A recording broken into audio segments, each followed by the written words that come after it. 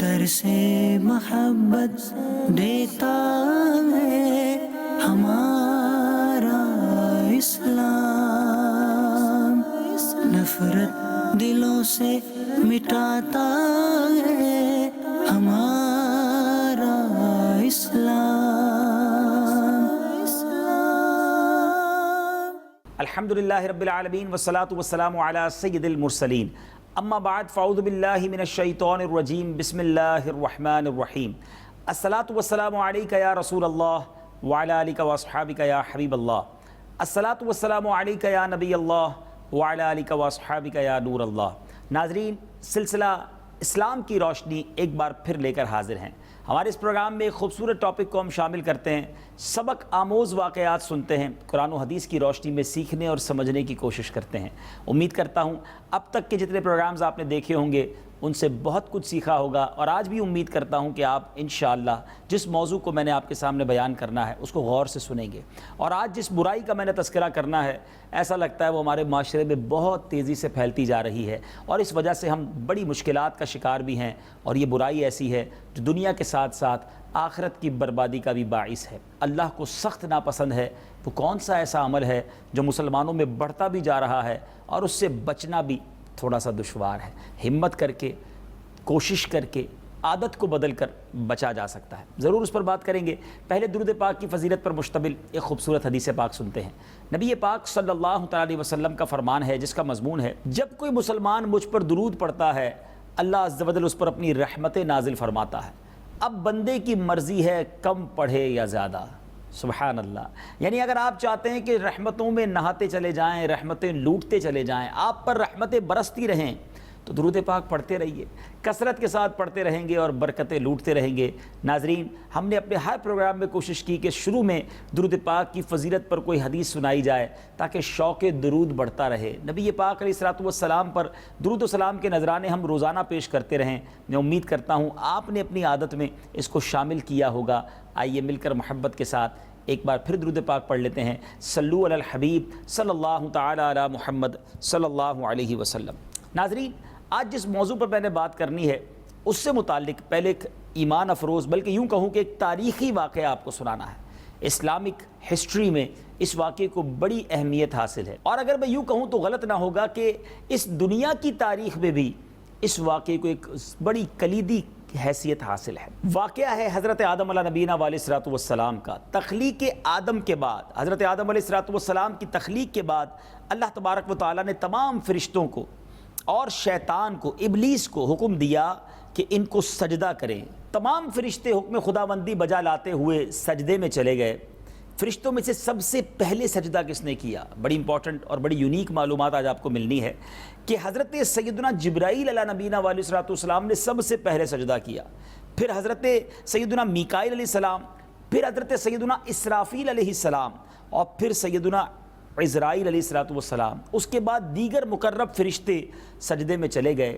یہ سجدہ جمعہ کے دن ہوا تھا، یہ تاریخی سجدہ جمعہ کے دن وقت زوال سے لے کر عصر تک فرشتے سجدے میں رہے۔ اتنا طویل سجدہ تھا، مگر ابلیس نے انکار کر دیا اور تکبر کر کے کافروں میں سے ہو گیا۔ جب رب عز و جل نے ابلیس سے اس کے انکار کا سبب دریافت کیا کہ ریزن کیا ہے، وجہ کیا ہے، تو ابلیس نے کیا کہا؟ انا خیر منہ خلقتنی من نار وخلقتہ من طین۔ غور سے سنیے گا ناظرین، اس کا ترجمہ بہت امپورٹنٹ ہے۔ اس کا ترجمہ کنز ایمان، میں اس سے بہتر ہوں، انا خیر من، میں آدم سے بہتر ہوں کہ تو نے مجھے آگ سے بنایا ہے اور اسے مٹی سے پیدا کیا ہے۔ اللہ اکبر۔ اس سے ابلیس فاسد کی مراد یہ تھی کہ اگر سیدنا آدم علیہ نبینا علیہ الصلوۃ والسلام آگ سے بھی پیدا کیے جاتے اور میرے برابر بھی ہوتے تب بھی میں نے سجدہ نہ کرتا، چاہے جائے کہ ان سے بہتر ہو کر ان کو سجدہ کروں، میں تو آگ سے بنا ہوں، یہ مٹی سے بنے، معاذ اللہ۔ اب جب ابلیس نے سرکشی کی، نافرمانی کی، ناظرین تکبر کیا، یہ دنیا میں وہ اولین گناہوں میں سے ایک گناہ ہے جو شیطان نے کیا، اور اس کے بعد کیا ہوا؟ اس کی حسین صورت ختم کر دی گئی، اس کی وہ بد شکل اور روح سیاہ ہو گیا، اس کی نورانیت سلب کر لی گئی۔ اللہ عز و جل ناظرین اب جو اس کو جواب ارشاد فرمایا وہ بھی قرآن مجید میں موجود ہے ارشاد باری ہوتا ہے فخرج منہا فإنک رجیم وإن علیک لعنتی الی یوم الدین. ترجمہ کنز الایمان، تو جنت سے نکل جا کہ تو راندھا لعنت کیا گیا اور بے شک تجھ پر میری لعنت ہے قیامت تک. اللہ اکبر. ذرا غور کیجیے، اب قیامت تک کے لیے اس پر لعنت ہونی ہے. کیا کیا تھا ابلیس نے؟ ذرا غور سے سمجھیے.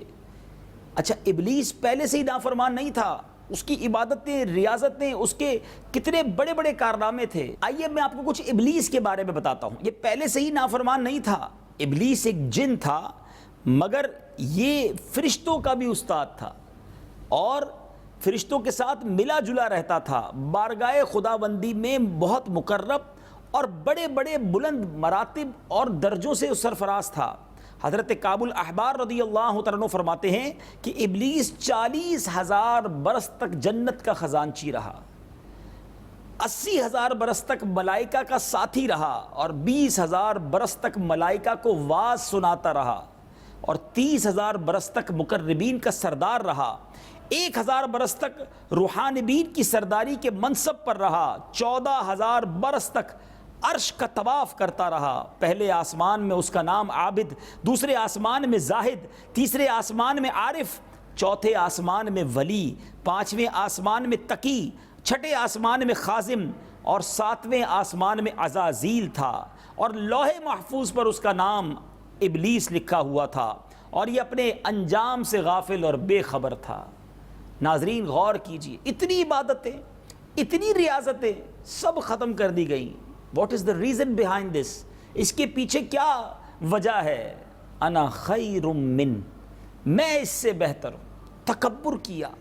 اللہ کو تکبر کتنا ناپسند ہے کہ اس کی ساری عبادتیں اکارت کر دی گئیں، اس کا چہرہ سیاہ کر دیا گیا اور اس کے لیے لعنت کا اعلان کر دیا گیا.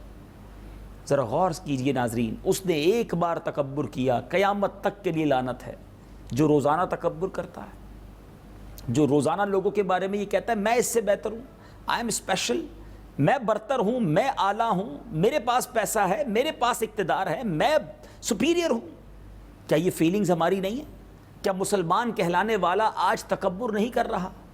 ذرا پلیز سمجھیے اس بات کو. یہ چھوٹا گناہ نہیں ہے، یہ اللہ کو کتنا ناپسند ہے. آج یا تو وربلی، زبانی ہم کہہ رہے ہوتے ہیں انا خیر من، میں اس سے بہتر ہوں، یا ہمارا ایٹیٹیوڈ بتا رہا ہوتا ہے، ہمارا اسٹائل بتا رہا ہوتا ہے کہ جناب میں بہتر ہوں، آئی ایم سپیریئر، میری عزت ہونی چاہیے، یہ میرے آگے کیا حیثیت رکھتا ہے. تو پھر تکبر اور کس شے کا نام ہے؟ تکبر کا معنی کیا ہے؟ آج ذرا ناظرین پہلے توجہ کے ساتھ ڈیفینیشن آف تکبر، پراؤڈ، اس کی ڈیفینیشن کیا ہے سمجھ لیجئے. تکبر یہ ہے کہ بندہ کسی کو اپنے آپ سے ذلیل سمجھے، اپنے سے کم تر سمجھے اور اپنے آپ کو اس سے اعلیٰ سمجھے. یہ اللہ کو سخت ناپسند ہے. یاد رکھیے، حدیث پاک ہم نے کئی بار سنی ہوگی. حدیث پاک کا مضمون ہے کہ جس کے دل میں رائی کے دانے کے برابر تکبر ہوگا وہ جنت میں نہیں جائے گا. یہ رائی کا دانہ جو ہے نا، یہ مثال کے لیے بیان کیا گیا. اتنا سا بھی تکبر ہوگا وہ جنت میں نہیں جائے گا. ادھر تو پورے پورے دل تکبر سے بھرے ہوئے ہیں. ہمیں تو بہت سارے معاملات میں برا لگ جاتا ہے اگر ہمیں وہ عزت نہ ملے، وہ فیم نہ ملے، وہ جگہ نہ ملے. اگر آپ کو یہ فیل ہوتا ہے کہ مجھے عزت کیوں نہیں ملی، میں آج انشاءاللہ چند ایگزامپلز بھی دوں گا. بہت سارے ناظرین یہ سن رہے ہیں اور وہ یہ سوچ بھی رہے ہوں گے کہ یار بات تو یہ ٹھیک ہو رہی ہے مگر میں تو تکبر نہیں کرتا. آج انشاءاللہ ایک گویا لیبارٹری ٹیسٹ کریں گے، مدنی ٹیسٹ کریں گے کہ کہیں ایسا تو نہیں کہ میں اور آپ تکبر میں مبتلا ہے. پہلے کچھ تکبر کی مزید مذمت، کتنا بڑا گناہ ہے، اللہ اور اس کے رسول کو کتنا ناپسند ہے. اس کے بعد میں کچھ سمٹمز، کچھ علامتیں بتاؤں گا. اللہ کرے کہ ہم مبتلا نہ ہوں، لیکن اگر میرا کوئی بھائی، میری کوئی بہن اس میں مبتلا ہے تو آج ہم نے اس کو سمجھنا بھی ہے اور توبہ بھی کرنی ہے. کہیں ایسا نہ ہو کہ ہم تکبر دل میں پال کر بیٹھے ہوں اور یہی ہماری بربادی کا باعث بن جائے. تکبر کس قدر برا عمل ہے. دو جہاں کے تاجور سلطان بحر و بر صلی اللہ تعالی علیہ وسلم کا فرمان عالی شان ہے، قیامت کے دن متکبرین کو، تکبر کرنے والوں کو انسانی شکلوں میں چونٹیوں کی مانند اٹھایا جائے گا. ہر جانب سے ان پر ذلت طاری ہوگی، انہیں جہنم کے بولس نامی قید خانے کی طرف ہانکا جائے گا اور بہت بڑی آگ انہیں لپیٹ لے گی. ترمذی شریف کی حدیث سنا رہا ہوں اور آقا فرماتے ہیں اور ان پر غالب وہ آگ آ جائے گی اور انہیں طینۃ الخبال یعنی جہنمیوں کی پیپ پلائی جائے گی. کیسے یہ عذاب برداشت ہوگا؟ تکبر کتنا برا عمل ہے۔ نبی پاک صلی اللہ تعالیٰ علیہ وسلم ارشاد فرماتے ہیں کہ جس کی یہ خوشی ہو کہ لوگ میری تعظیم کے لیے کھڑے رہیں، وہ اپنا ٹھکانہ جہنم میں بنا لے۔ یہ تمنا ہوتی ہے کہ لوگ میرے لیے کھڑے رہیں، میری تعظیم کریں، میں سپیریئر ہوں، یہ میرے سامنے بیٹھے کیوں ہیں؟ ناظرین، اب اندازہ تو ہو گیا ہوگا کہ یہ چھوٹا گناہ نہیں ہے، یہ کبیرہ گناہوں میں سے ایک گناہ ہے، اور اس کی وجہ سے بہت ساری پرابلمز ہیں۔ لوگ اپنے تکبر کی وجہ سے ظلم کرنے پر آمادہ ہو جاتے ہیں، لوگ اپنے تکبر کی وجہ سے تکلیف پہنچانے پر آمادہ ہو جاتے ہیں۔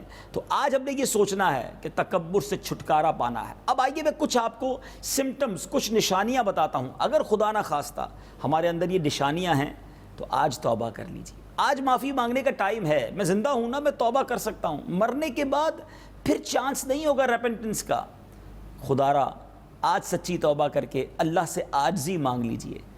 تکبر دل میں ہونا یہ اچھی بات رہی ہے۔ اب پہلی علامت، یعنی پہلی وہ نشانی ہے، اب چیک کرتے جائیے، میں بھی چیک کروں اور جتنے مجھے ناظرین سن رہے ہیں وہ بھی چیک کریں کہ کیا جس کو یہ بات پسند ہو کہ لوگ مجھے دیکھ کر تعظیم کے لیے کھڑے ہو جائیں تاکہ دوسروں پر شان و شوکت کا اظہار ہو۔ اگر میری بھی یہ فیلنگ ہے یا آپ کی یہ فیلنگ ہے میں کہیں جاؤں تو لوگ کھڑے ہو جائیں، اور نہ کھڑے ہوں تو برا لگے، تو کہیں یہ تکبر تو نہیں ہے؟ کیونکہ میں ان کو کمتر سمجھ رہا ہوں نا کہ میں گیا تو کھڑے کیوں نہیں ہوئے۔ اگر یہ تمنا ہے تو کہیں ایسا نہ ہو یہ تکبر میں ہم مبتلا ہو جائیں۔ اس کی دوسری علامت کیا ہے کہ یہ چاہنا کہ میں کہیں جاؤں تو لوگ تعظیم کے لیے کھڑے ہی رہیں۔ اب یہ بھی کئی لوگوں کا انداز ہوتا ہے کہ وہ چاہتے میرے ملازمین میرے سامنے بیٹھے نہیں، کھڑے رہیں، اور بیٹھ جائیں تو ڈانٹتے ہیں، بیٹھ کیوں گئے ہو، کھڑے رہو، پتہ نہیں ہے۔ اب میں آپ سے پوچھتا ہوں کہ تکبر اور کس شے کا نام ہے کہ آپ اپنے سامنے کسی کو بیٹھنے کی اجازت دینا نہیں چاہتے، لوگ تعظیماً کھڑے رہیں۔ اور میں نے آپ کو حدیث سنائی ہے کہ نبی پاک صلی اللہ تعالیٰ علیہ وسلم فرماتے ہیں، جامع ترمذی کی حدیث ہے، جس کی یہ خوشی ہو کہ لوگ میری تعظیم کے لیے کھڑے رہیں، وہ اپنا ٹھکانہ جہنم بنا لے۔ میرے آقا علیہ الصلوۃ والسلام تو جہاں جگہ ملتی تشریف فرما ہوتے، صحابہ اکرام کے ساتھ گھل مل کر رہتے، وہ تو سپیریئر، بالکل سپیریئر ہیں، سب سے اعلیٰ ہیں۔ اعلیٰ حضرت دکھتے ہیں نا، سب سے اولا و اعلیٰ ہمارا نبی، سب سے بالا و اعلیٰ ہمارا نبی، مگر اس کے باوجود وہ صحابہ کرام کے ساتھ مل جل کر رہتے، جہاں جگہ ملتی تشریف فرما ہو جاتے۔ آپ یہ پسند نہ فرماتے کہ لوگ آپ کی تعظیم کے لیے کھڑے ہوں یا استقبال کے لیے کھڑے رہیں، اور کئی ہم میں سے وہ لوگ ہوتے ہیں کہ جن کے لیے کھڑا نہ ہوا جائے تو برا لگ جاتا ہے۔ اپنے دل سے پوچھ لیجئے نا، آج میری باتیں ہو سکتا ہے کچھ کڑوی لگ رہی ہوں، مگر میں آپ کا بھائی ہوں، اس بیماری سے بچانا چاہتا ہوں، آپ کے دل کے دروازے پر دستک دے رہا ہوں۔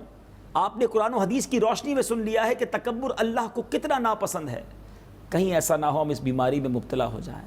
ایک اور علامت وہ یہ ہے کہ کسی سے ملاقات کے لیے خود چل کر جانے میں ذلت محسوس کرنا، اس بات کو پسند کرنا کہ دوسرا مجھ سے ملنے آئے۔ ہاں ایسا بھی ہوتا ہے کہ میں کیوں جاؤں، اس کو آنا چاہیے نا، میں بڑا ہوں۔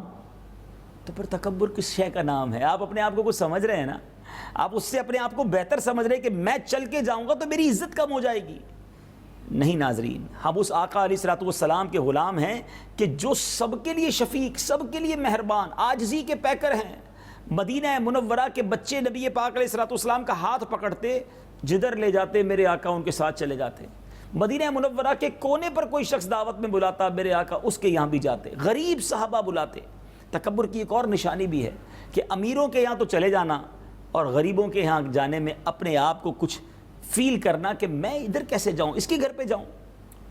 خود بتائیے نا، آپ کے ملازم نے، آپ کے کسی غریب رشتہ دار نے آپ کو دعوت دی ہو اور آپ کہیں یار پتہ نہیں آج کل کتنا بیزی ہوں، طبیعت ٹھیک نہیں ہے، میں نہیں آ سکتا، معذرت۔ غریب کے یہاں جانے میں معذرت، اور کسی امیر سرمایہ دار اور کسی بڑی پرسنالٹی کے یہاں نہ بلایا جائے تو برا لگتا ہے کہ یار سب کو بلایا، مجھے نہیں بلایا۔ اپنے دل سے پوچھئے نا، کیوں نہیں جانا چاہتے آپ غریب کے یہاں؟ بلکہ میں آپ کو ایک سچ بات بتاؤں، لاجیکلی آپ کسی بہت بڑی پرسنالٹی کے یہاں نہیں جائیں نا تو کوئی نوٹس نہیں لیتا، بہت سارے لوگ ویسے ہی پہنچے ہوئے ہیں۔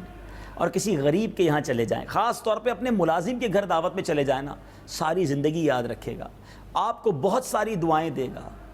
لیکن ہم بھی تو اپنے اسٹیٹس کے لوگوں سے ملنا پسند کرتے ہیں نا، نہیں جاتے غریبوں کے یہاں۔ میرے آقا علیہ الصلوۃ والسلام کی بارگاہ میں، جی میں اس نبی پاک کا واقعہ سنانے جا رہا ہوں جس کا کلمہ میں نے بھی پڑھا ہے اور آپ نے بھی پڑھا ہے، ہم انہی کے امتی ہیں، ان سے بڑا مرتبہ تو کسی کا نہیں نا، رب کے حبیب ہیں، مالک جنت ہیں اللہ کی عطا سے۔ مگر انداز کیا ہے کہ ایک بار ایک حبشی غلام آیا، عرض کرتا ہے حضور صلی اللہ تعالیٰ علیہ وسلم میرے گھر تشریف لائیں، میں آپ کی دعوت کرنا چاہتا ہوں، میرے پاس چند کھجوریں ہیں اور پرانی چربی ہے، مینیو بھی بتا دیا کہ کھانا کیا کھلانا ہے۔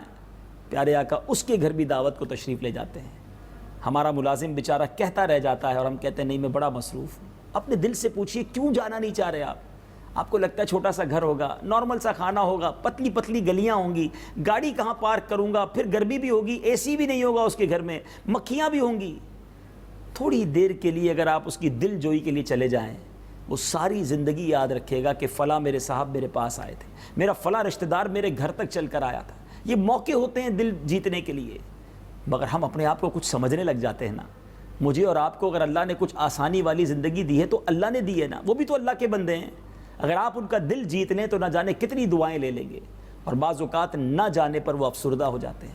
ایسا نہ کیجئے، چیک کیجئے کہ کسی طریقے سے میں تکبر میں مبتلا تو نہیں۔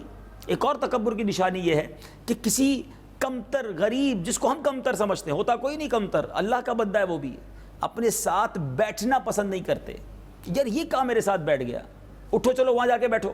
ملازمین کو کھڑا کر دیا جاتا ہے، غریبوں کو اٹھا دیا جاتا ہے۔ کیا ان کو اچھا لگتا ہوگا؟ کیا یہ دل آزاری نہیں؟ کیا یہ تکبر نہیں؟ کیوں آپ کے ساتھ کوئی نہیں بیٹھ سکتا؟ اللہ اکبر۔ میرے آقا علیہ الصلوۃ والسلام کے ساتھ غلام بیٹھا کرتے، نبی پاک صحابہ کرام کے ساتھ کام کاج میں ہاتھ بٹایا کرتے۔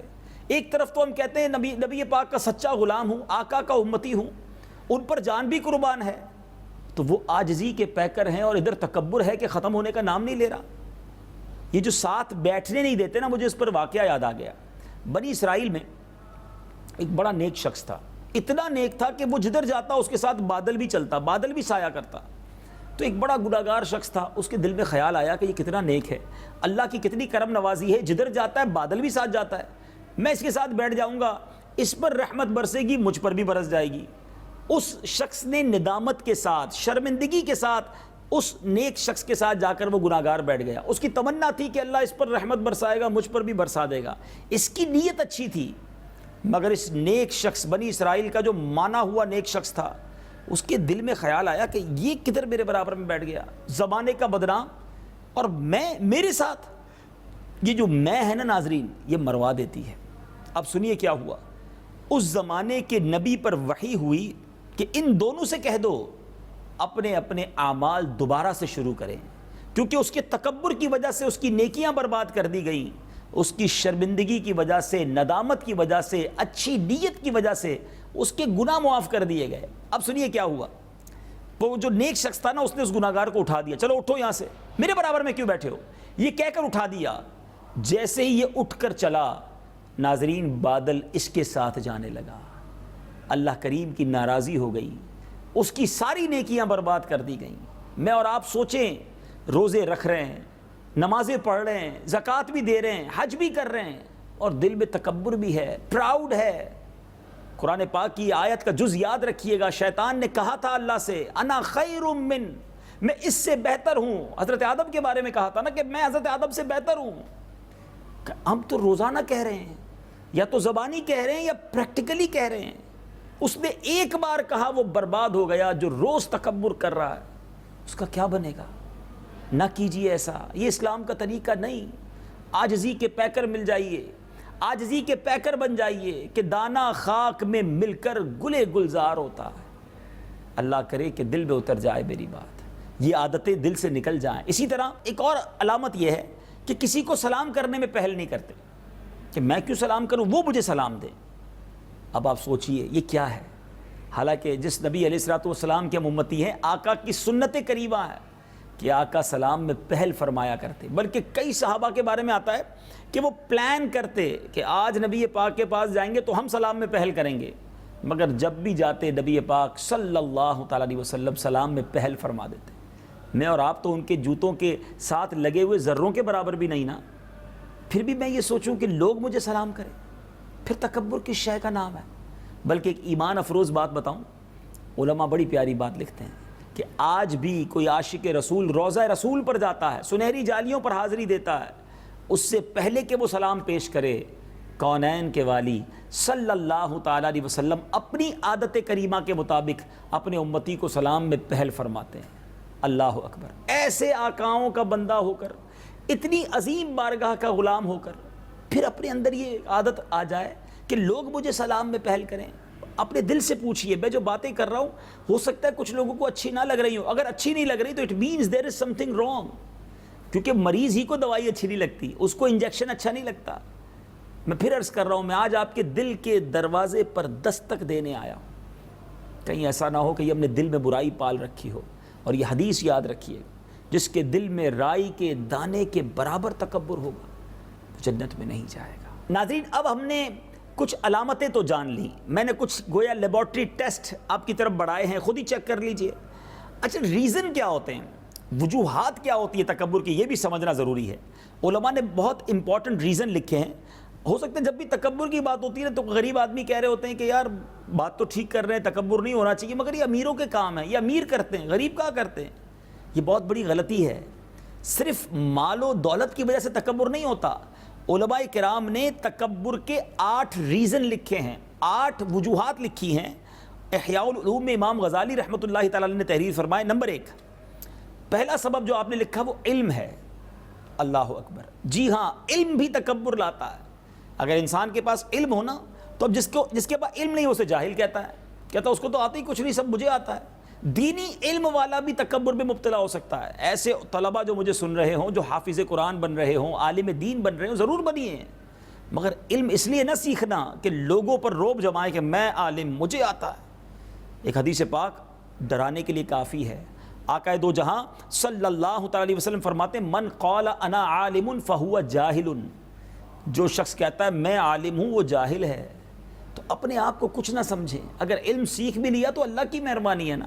تو علم بھی تکبر لاتا ہے. دوسری بات, علماء نے جو ریزن لکھے, عبادت.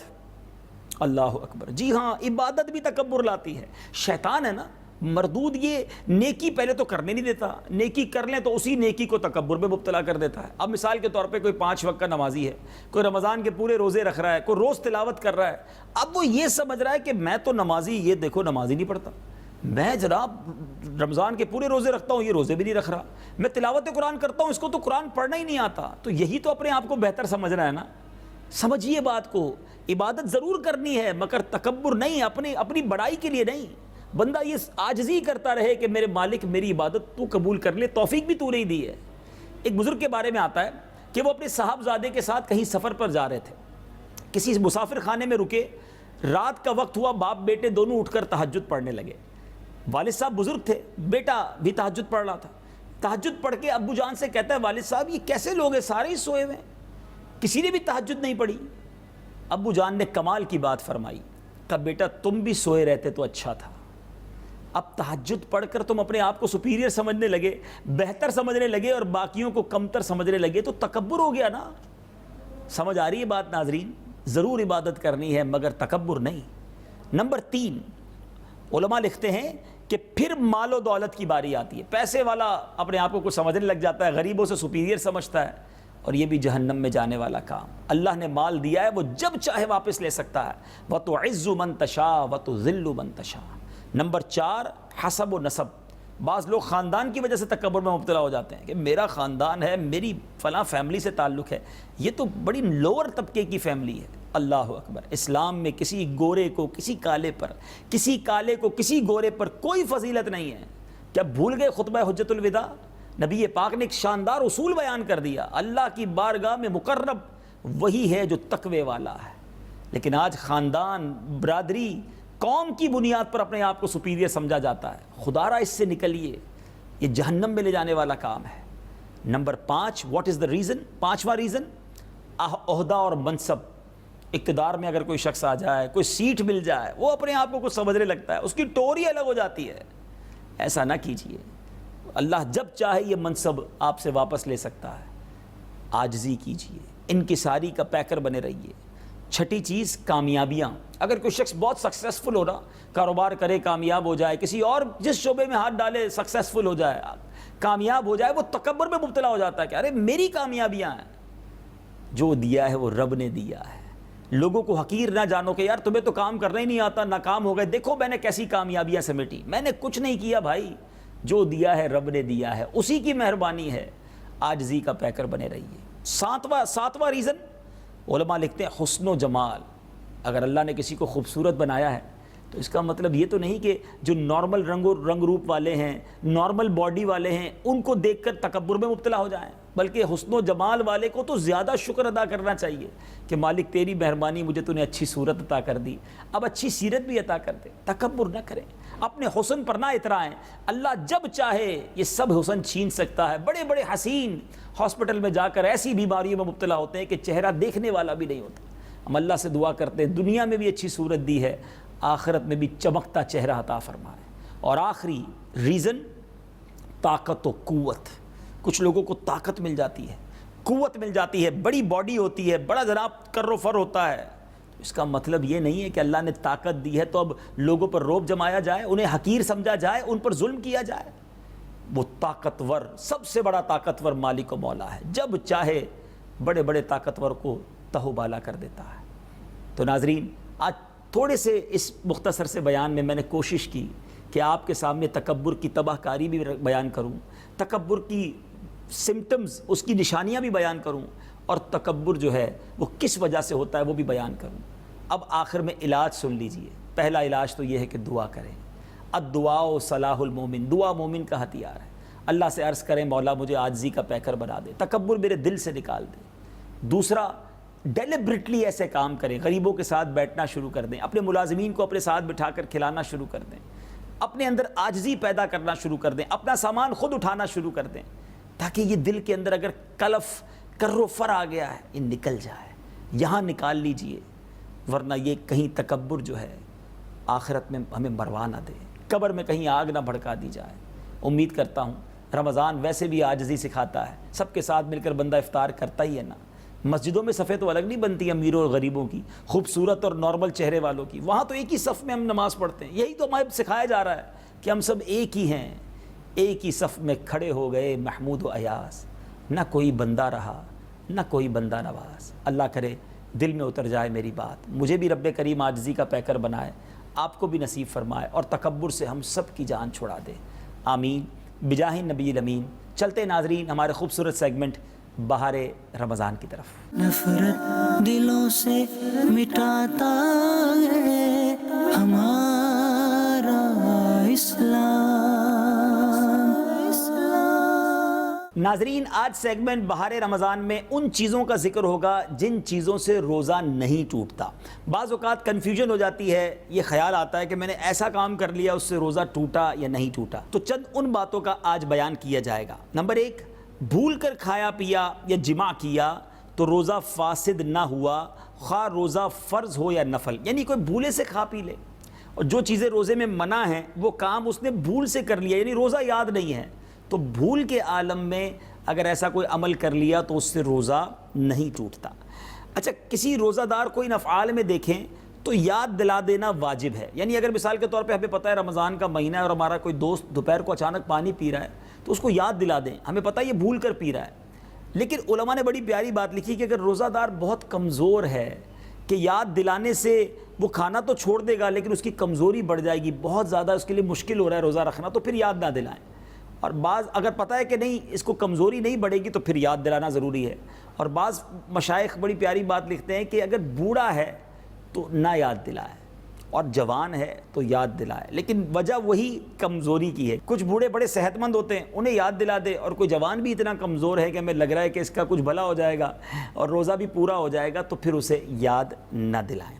اچھا، اسی طرح روزہ یاد ہونے کے باوجود بھی مکھی یا غبار یا دھواں حلق میں چلا جائے تو روزہ نہیں ٹوٹتا۔ بعض لوگ بڑے کنفیوز ہوتے ہیں کہ یار ٹریفک میں جا رہے تھے، بس کا دھواں ہمارے حلق میں چلا گیا، ناک میں چلا گیا، یا بائک چلا رہے تھے مکھی اگر آ گئی، اگر وہ حلق سے اتر گئی تب بھی روزہ نہیں ٹوٹے گا۔ اچھا، اسی طرح اگر بتی جو ہے وہ سلگ رہی تھی اور یا اس کا دھواں ناک میں گیا تو روزہ نہیں ٹوٹے گا۔ ہاں، ایک اس میں شرط ہے کہ لوبان یا اگربتی کے خود قریب گیا اور خوشبو سونگھنے لگا، انہیل کرنے لگا، اپنے اندر اس کو اتارنے لگا، تو اب ناک سے اس نے کھینچا اس خوشبو کو، تو اب روزہ ٹوٹ جائے گا۔ تو ڈیلیبریٹلی دانستہ جا کر ایسے کام نہیں کرنا، خود ہی خوشبو آ رہی ہے اگربتی یا لوبان کی تو اس سے روزہ نہیں ٹوٹتا۔ کسی نے غسل کیا اور اس کی خنکی، پانی کی جو خنکی ہے، ٹھنڈک جو ہے اندر محسوس ہوئی، تب بھی روزہ نہیں ٹوٹتا۔ کلی کی اور پانی بھی پھینک دیا، اب منہ میں کچھ تری باقی رہ جاتی ہے تو اب وہ تھوک کے ساتھ نگل لیا تو اس سے بھی روزہ نہیں ٹوٹتا۔ بعض لوگوں کو بڑے وسوسے ہوتے ہیں، بیچارے کلی کے بعد تھوکتے ہی رہتے ہیں کہ اور تری باقی ہوگی۔ اچھا، کچھ بیچارے یہ بھی سمجھتے ہیں کہ تھوک نگلنے سے روزہ ٹوٹ جاتا ہے، تو ایسا نہیں ہے۔ تھوک سے، بلغم سے اگر آپ کے اندر ہی ہے اور وہ آپ نے نگل لیا تو روزہ نہیں ٹوٹتا۔ اسی طرح کسی نے ایئر بڈز یا کوئی تنکا وغیرہ استعمال کیا، کان کا میل وغیرہ نکالا، اس سے بھی روزہ نہیں ٹوٹتا۔ اور کسی نے کان میں پانی ڈال دیا یا کان میں پانی چلا گیا تو اس سے بھی روزہ نہیں ٹوٹتا۔ تو یہ چند باتیں تھیں۔ اور ناک میں رینٹھ وغیرہ جمع ہے، زور سے سانس لی اور وہ بھی اندر چلی گئی تو اس سے بھی روزہ نہیں ٹوٹتا۔ اور بھولے سے کھا رہے تھے، یاد آتے ہی اب لقمہ جو منہ میں وہ پھینک دیا، یا پانی پی رہے تھے جو منہ میں گھونٹ ہے، پانی ہے، وہ پھینک دیا تو روزہ نہیں ٹوٹے گا۔ لیکن یاد آ گیا اور لیکن لقمہ جو منہ میں وہ نگل لیا تو اب روزہ ٹوٹ جائے گا۔ بالکل اسی طرح سحری کر رہے تھے اور سحری کا وقت ختم ہونے کا پتہ چلا کہ سحری کا وقت ختم ہو گیا، اور منہ میں جو لقمہ تھا اگر وہ باہر نکال دیا یا پانی ہے وہ باہر نکال دیا تو روزہ ٹھیک ہو گیا۔ لیکن سحری کا وقت ختم ہونے کا پتہ بھی چل گیا، یقین بھی ہو گیا، اور اب پانی پی رہا ہے یا منہ میں جو پانی ہے وہ نگل رہا ہے تو روزہ ٹوٹ جائے گا۔ یہاں میں پہلے بھی عرض کر چکا ہوں، دوبارہ عرض کرتا ہوں، خدارا جب 15-16 گھنٹے بھوکا رہنا ہے تو 5 منٹ پہلے روزہ بند کر لیجئے نا۔ ضروری ہے آخری منٹ کے آخری سیکنڈ تک کھانا ہے، اس وقت تک پانی پینا ہے، یا تھوڑا اور پانی پی لوں، صبر کر لینا، 2-4 منٹ پہلے دانت وغیرہ صاف کر لیں، فریش ہو جائیں، کوئی بات نہیں، پہلے روزہ بند کیا جا سکتا ہے، آخری سیکنڈ تک کھانا کوئی ضروری نہیں ہے۔ آپ کی گھڑی اگر صحیح ٹائم پہ نہیں ہے، یہ جناب اچھا، پھر کچھ لوگ تو عجیب مائنڈ سیٹ رکھتے ہیں کہ جب تک مسجد کی اذان نہیں ہوگی جب تک کھا سکتے ہیں۔ پہلے بھی عرض کیا ہے، دوبارہ عرض کر رہا ہوں، نماز کے لیے اذان ہوتی ہے، سحری کا وقت ختم ہونے کے لیے نہیں ہوتی ہے، وہ وقت ختم ہونے کے بعد اذان ہوتی ہے۔ تو پلیز اپنی گھڑی سیٹ رکھیں، اپنے پاس ٹائم ٹیبل رکھیں اور اس کے مطابق 2-4-5 منٹ پہلے ہی کھانا پینا چھوڑ دیں تاکہ پراپر طریقے سے ہمارا روزہ ہو جائے۔ تو ناظرین، آج چند شرعی احکام بیان کیے، انشاءاللہ اگلے پروگرام کے اندر اسلام کی روشنی میں ایک اور موضوع لے کر حاضر ہوں گے اور انشاءاللہ اس میں بھی کچھ سیکھنے کی کوشش کریں گے۔ تو آج پکی نیت ہو گئی کہ اب تکبر نہیں، عاجزی، انکساری، کہ دانہ خاک میں مل کر گل گلزار ہوتا ہے۔ صلو علی الحبیب صلی اللہ تعالی علی محمد صلی اللہ علیہ وسلم۔ درس محبت دیتا ہے ہمارا اسلام، نفرت دلوں سے مٹاتا ہے ہمارا اسلام۔